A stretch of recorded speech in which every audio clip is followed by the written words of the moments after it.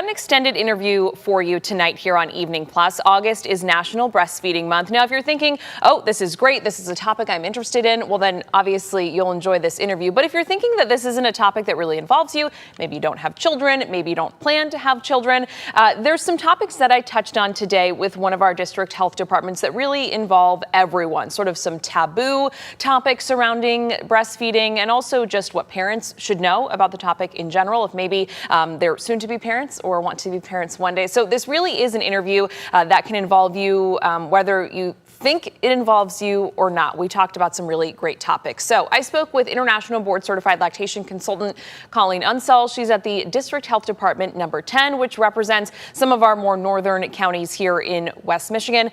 Take a listen to this interview. Tell me a little bit about, what this month and this, time of awareness on that topic is all about. Yes, it's to recognize all of the parents that are choosing to breast and or chest feed their babies and recognize the professionals that serve in the field and bring more awareness to the topic.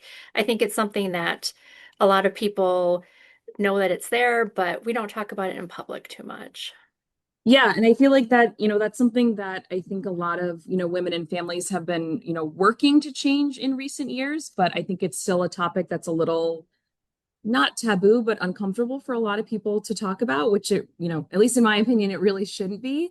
Why is it so important to be comfortable talking about this topic, man, woman, children, families, whomever?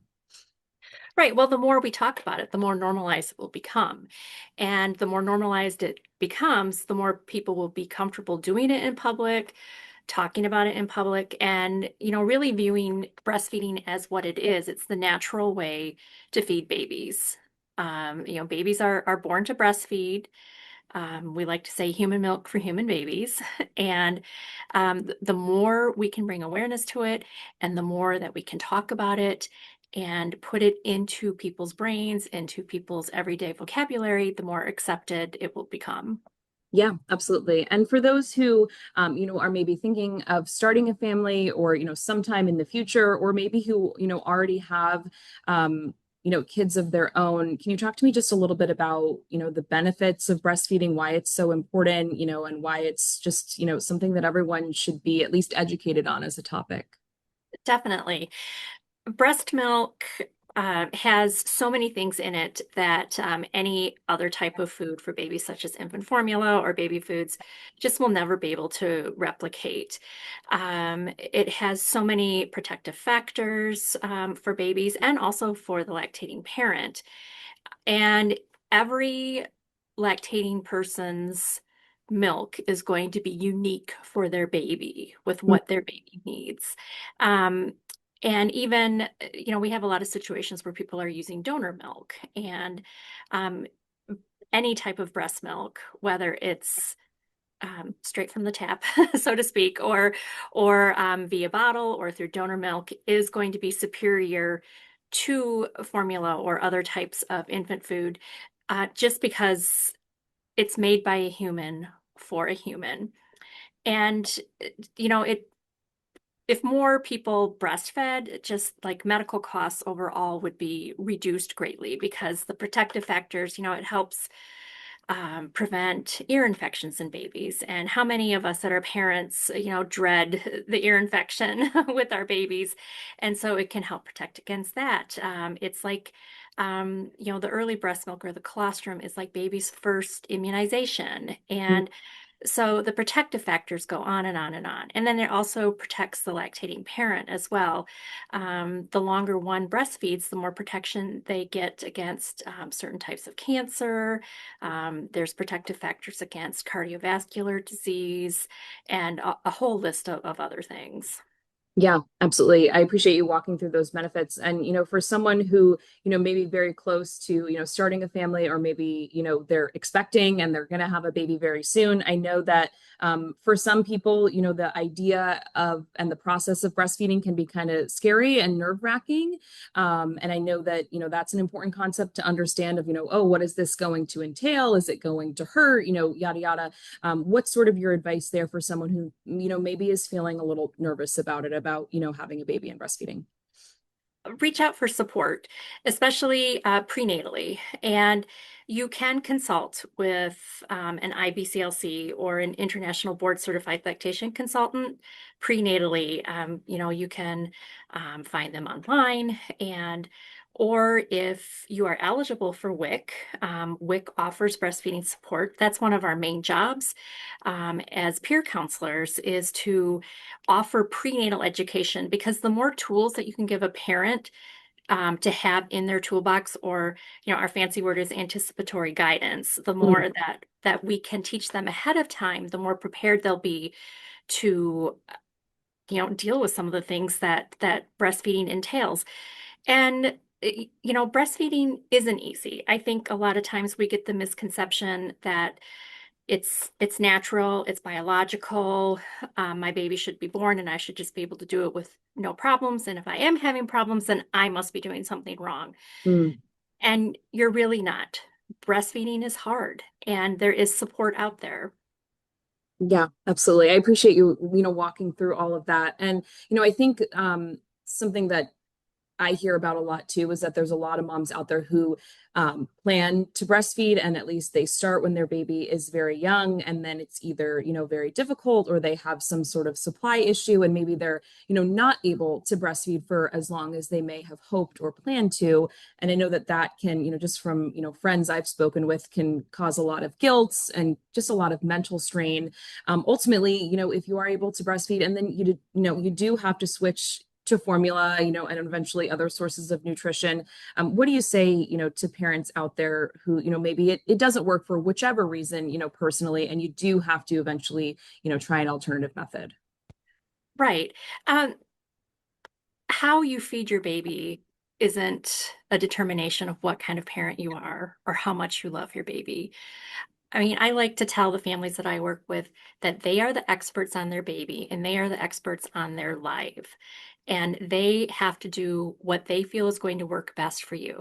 I think that we all know what should be best for us. Like, maybe I shouldn't drink as much coffee, or maybe I should do, but we all need to do what works for us. And I respect that. And how a parent chooses to feed their baby does not determine how they are as a parent. And also, the number one rule of lactation is to feed the baby. I mean, ideally, we would like it to be breast milk, but we know that there are roadblocks. There are so many things that go into it.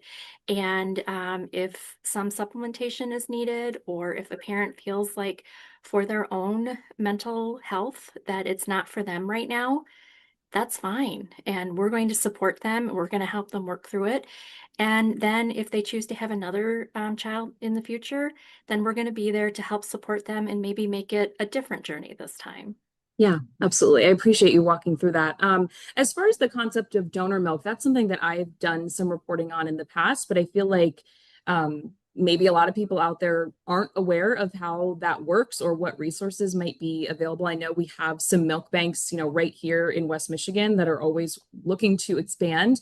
But as far as that process, for whatever reason, you're not able to breastfeed personally, but you can take advantage, of other women's milk that are, they're offering to the community. How does that work? What does that kind of process look like?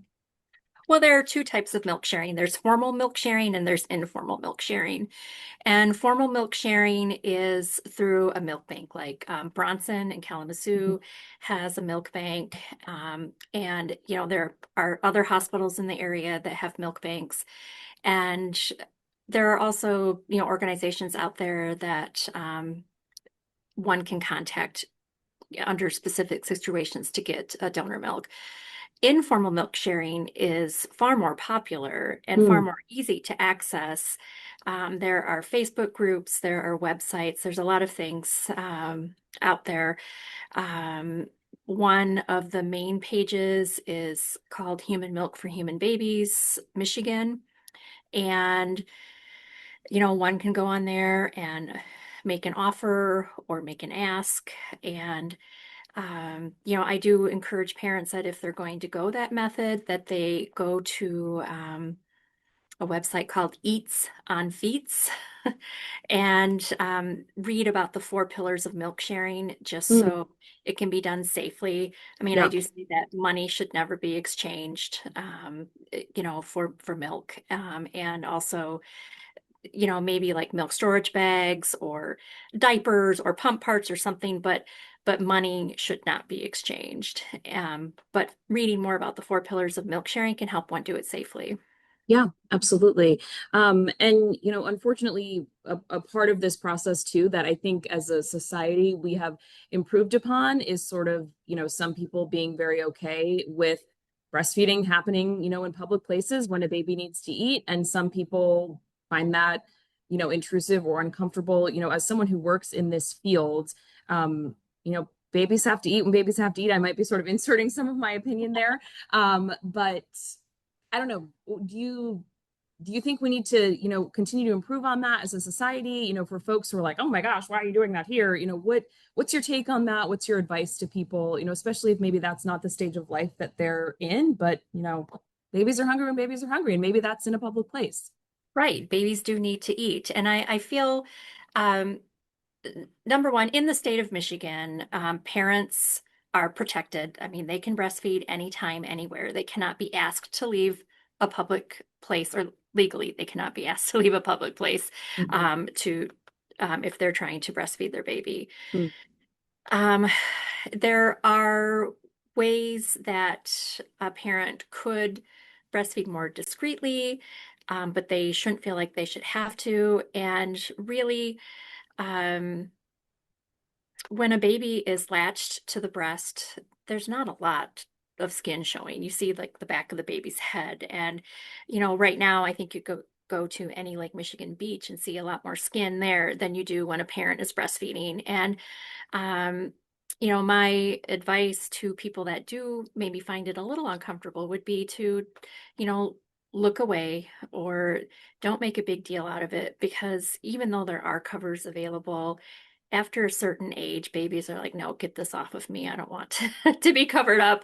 And, and also understand that the parent that is breastfeeding is probably very self-conscious and worried that she's going to, she or he are going to get approached and kind of chastised for feeding their baby. But Mm. babies do need to eat. And I guess the alternative is, would you rather me breastfeed my child, or would you rather listen to them cry? Yeah, absolutely, absolutely.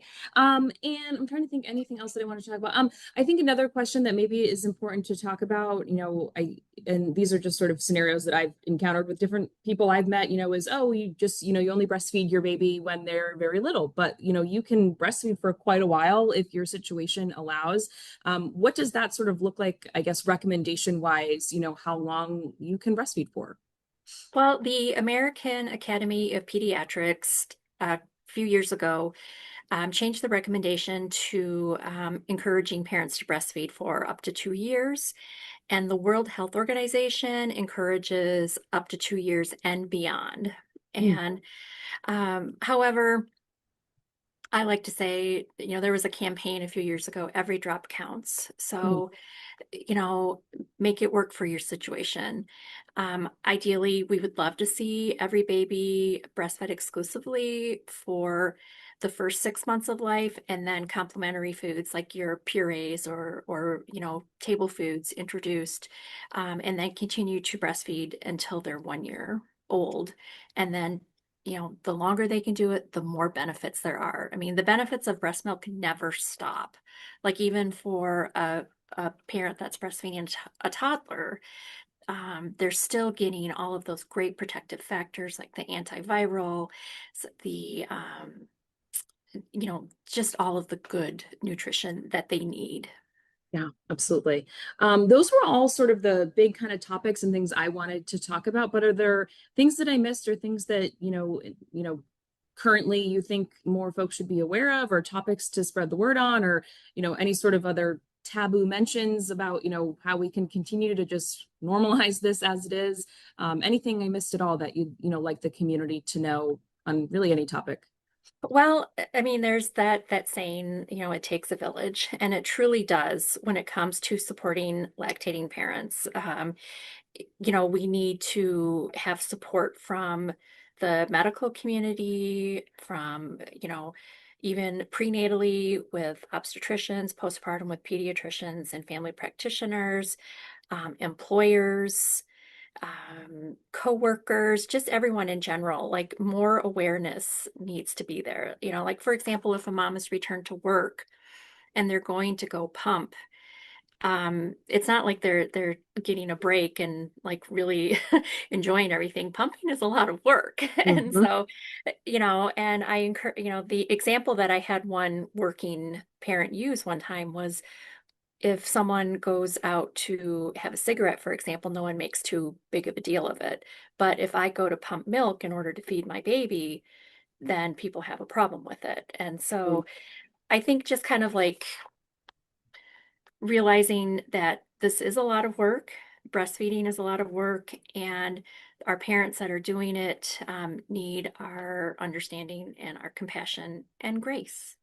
Absolutely. And that kind of brought up another question for me too. I feel like in many places this has been improved upon. I know in a lot of public places there's now, exclusively breastfeeding, areas or rooms or what have you. But I know that there's women out there still who are, having to pump in a bathroom with other people, which, it's not like you're going to the bathroom, it's a very different situation.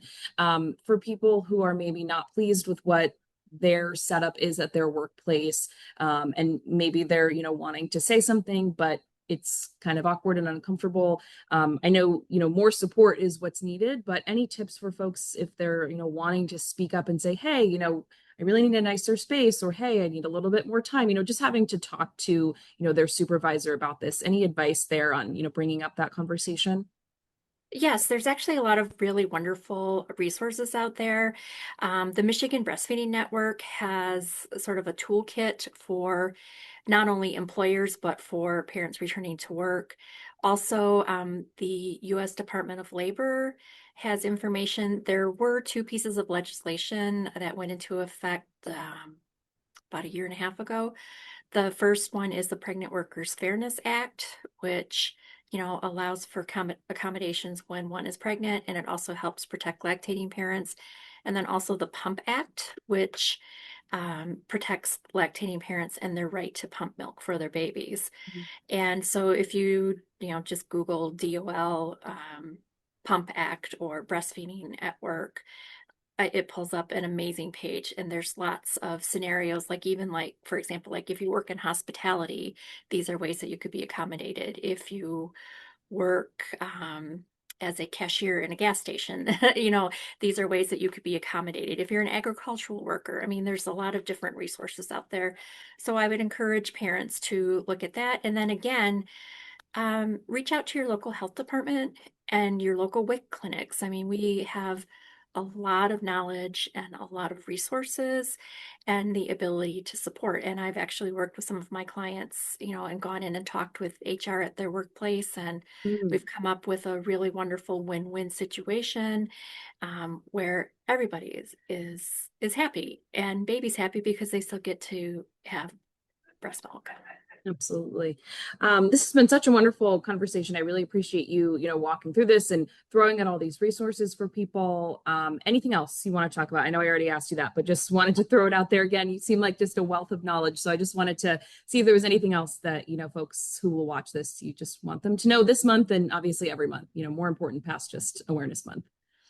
Never be afraid to ask for support and ask the question. I mean, believe me, we would rather have you ask the question than stop breastfeeding. I mean, we're here to support lactation professionals in general, whether they're in private practice, associated with a medical facility, or within WIC. We're here to support, and we want to help every parent meet their breastfeeding goals and be the parent that they dream of, regardless. And then also, I would just, love to put a little plug in for WIC. I mean, we are here.